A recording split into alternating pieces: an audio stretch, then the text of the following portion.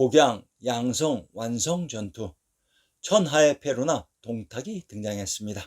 동탁과의 만남. 유비는 광종으로 가던 도중 노식이 뇌물 바치는 것을 거부해 모함을 받아 중랑장 자리를 빼앗기고 끌려간다는 소식을 듣는다. 결국 유비는 탁군으로 돌아가기로 결정하고 노식으로부터 받은 1000명의 군사를 돌려보내고 탁군으로 향한다. 그리고 탁군으로 가는 도중 황건적의 우두머리 장각에게 쫓기고 있었던 노식에게서 중랑장 자리를 빼앗은 중랑장이자 서령자사인 동탁을 도와주게 된다. 그러나 동탁은 유비가 벼슬이 없는 것을 알고 무시해서 결국 유비는 주준에게로 갔다. 동탁의 봉지인 서량을 살펴봅시다. 동한 삼국시대에는 이 지역을 량주라고 불렀다. 송대 초기에 량주를 서량부로 삼았다. 그 치서의 성터는 감숙성 무위에 있다.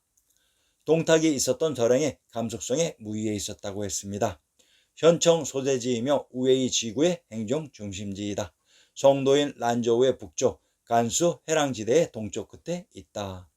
우웨이는 남쪽의 란저우에서 뻗어나온 도로와 지금의 닝샤오이족 자치구에 속한 인천 지역에 시작된 도로가 만나 실크로드의 주 노선이 되는 곳에 있기 때문에 전략적 요충지였다.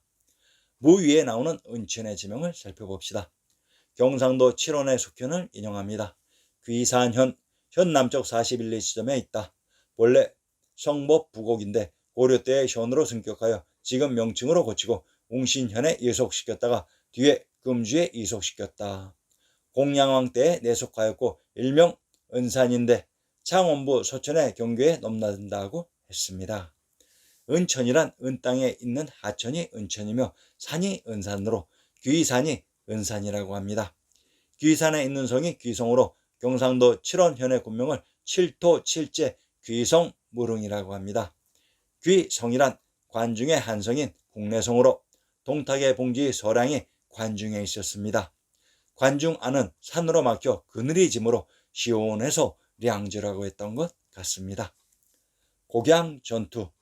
유비와 주준이 양성에서 장보와 대치하고 있는 동안 황건적의 우두머리 장각이 병으로 사망해 황건적의 사기는 크게 떨어진다.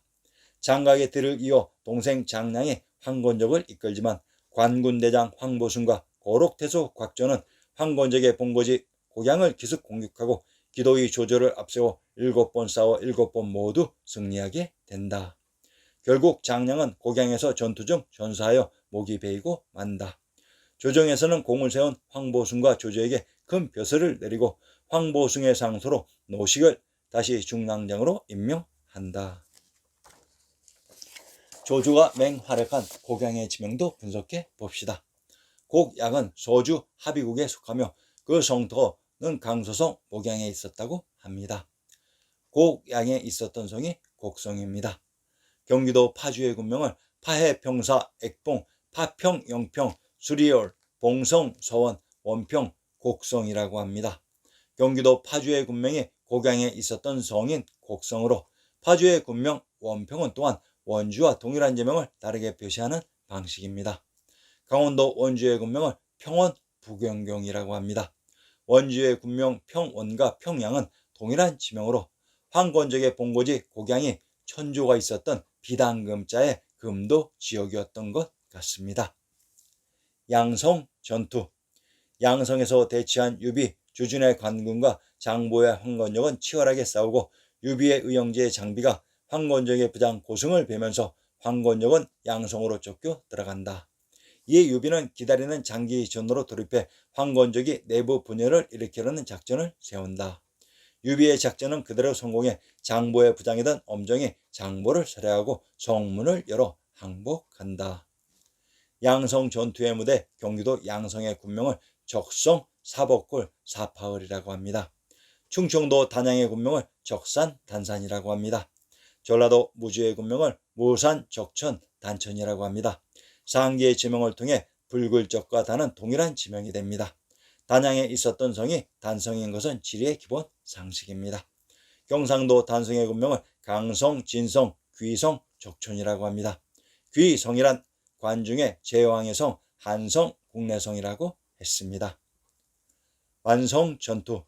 남양 지역에서는 3월 장만성이 황건군을 이끌고 남양을 공격해 남양태수 저공을 죽이고 이에 6월 새로 임명된 남양태수 진힐이 장만석을 죽였으나 다시 손중, 조홍, 한충 등이 군사를 모아 형주에 완성해서 저항하자 유비와 주주는 남양태수 진힐, 형주 자사 소구와 합류해 이들을 토벌하기 위해 출전한다. 전투 중 송견의 1500명의 군사와 합류하여 다시 재정비를 하여 유비는 북문, 송견은 남문, 주주는 서문을 공격한다. 손견과 유비는 성벽을 넘어 황건적들을 무찌르고 손견이 조홍을 사살하고 손중 역시 동문으로 도망가다가 유비의 화살에 맞아 전사한다. 그리고 한충도 남양태수 진힐에게 죽고 10월 마지막 남은 손하의 황건적마저 괴멸당하면서 남양군 10개 고을이 모두 평정된다. 완성 전투의 무대 완성이 형주에 있었다고 했습니다. 경기도 고향의 군명을 행주 덕양이라고 하며 덕양은 곧 형주를 겸한 명칭이라고 합니다. 형주는 옛 행정구역으로 중심지는 양양이라고 했습니다. 형주는 옛 제후국 제나라의 땅으로 금강산과 한라산의 경계 부분 한강인 압록강 청화가 흐르는 곳에 위치되어 있었습니다. 안휘현 현이 유비 유주 청주 장사 양성 완성 전투에서 큰 공을 세운 유비 일행은 후한의 수도 낙양에서 상을 기다리고 있었는데 자신들에게만 상이 부여되지 않는 이유를 모른 채 시간만 흘러가고 있었다. 이러한 와중에 흉흉한 소문을 듣자 하니 정권을 장악한 황관들이 돈을 받고 매간매직을 하고 있다는 것으로 이에 낙담한 유비 일행은 고향으로 발길을 돌리게 되었다.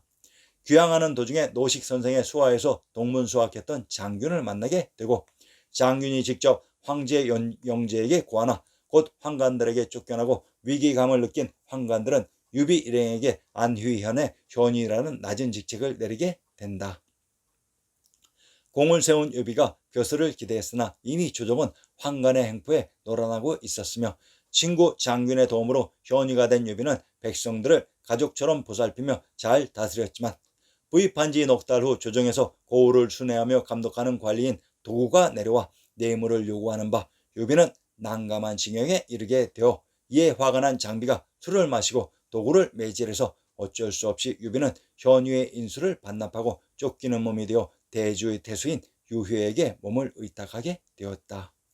유비가 처음 벼슬을 했던 안휘성의 성도는 합비로서 기원전 3세기에 진나라가 합비원을 두었고 국왕군의 관할에 속했다고 했습니다. 합비의 지명을 살펴봅시다. 수나라 때는 합비원에 여주가 설치되었고 명나라와 청나라까지 계속 있었으므로 루쪽으로도 알려졌다. 200의 여산에 관한 시를 인용합니다. 망오로봉 여산 동남쪽의 오로봉이요 푸른 하늘에 금색 연꽃이 붉고 솟아 있구나. 국왕의 빼어난 경치를 모두 모아 놓았으니 내 장차 이곳에서 구름과 소나무를 벗삼아 살리라. 여주에 있었던 산이 여산으로 이곳 여산의 동남쪽에 오르봉이 있었다고 합니다. 유비가 몸을 의탁한 대주란 대시로서 이곳이 몽골이 주둔했었던 대도이기도 합니다. 고죽국인 풍읍의 안주지역이 대도가 됩니다. 구성의 난 187년 장사군에서 구성 영릉군과 계양군에서 주주와 각소, 관국이 함께 난을 일으키자 손견은 장사태수에 임명되어 그 진압을 맡았다. 육광의 조카인 의춘 현장이 이들의 습격을 받아 구원을 청하였다. 주부가 주군의 경계를 넘으면 죄가 된다고 간했지만 나는 문덕이 없어 무공으로 봉사하는 사람이요 경계를 넘음으로써 죄를 짓는다 해도 다른 군국을 도와주는 것이 얼마나 자랑스럽겠소라며 출병하였다. 손견의 활동 무대 영릉군과 계양군 의춘의 지명을 살펴봅시다. 영릉군 영주에 있는 능호가 영릉인 것은 지리의 기본 상식입니다. 평안도 안주의 군명을 밀성, 평원, 안북, 영주라고 합니다. 충청도 천안의 군명을 영주, 영산, 관주라고 합니다. 평안도 안주와 충청도 천안은 영주의 군명이 중복되는 동일한 지명으로 고죽국인 풍읍의 안주 지역입니다. 계양군 인천 부평도 어부의 군명을 주부토, 장제, 수주, 안남, 계양, 길주라고 합니다. 함경도 명천의 군명을 명원, 길주라고 합니다. 경상도 안동의 군명을 길주, 복주, 창녕, 화산이라고 합니다. 경상도 창녕의 군명을 하성, 하산이라고 합니다.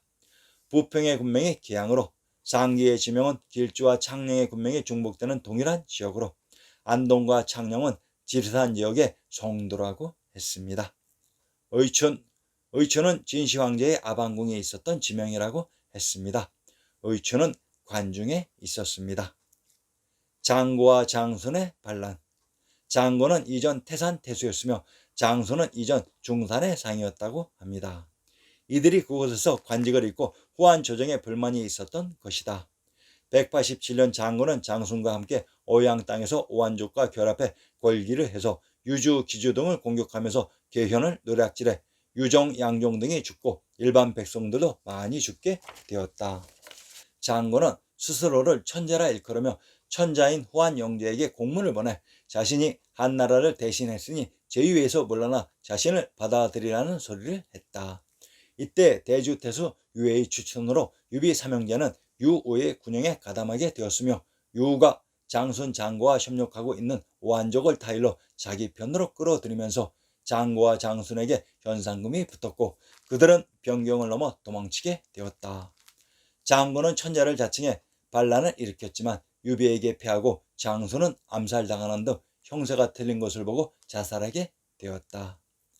장고와 장순의 지명 태산의 정체를 밝혀봅시다. 태산, 평안도 자산의 본명을 문성 태안 자주라고 합니다. 태안에 있었던 산이 태산으로 금강산을 태백 태산이라고 합니다.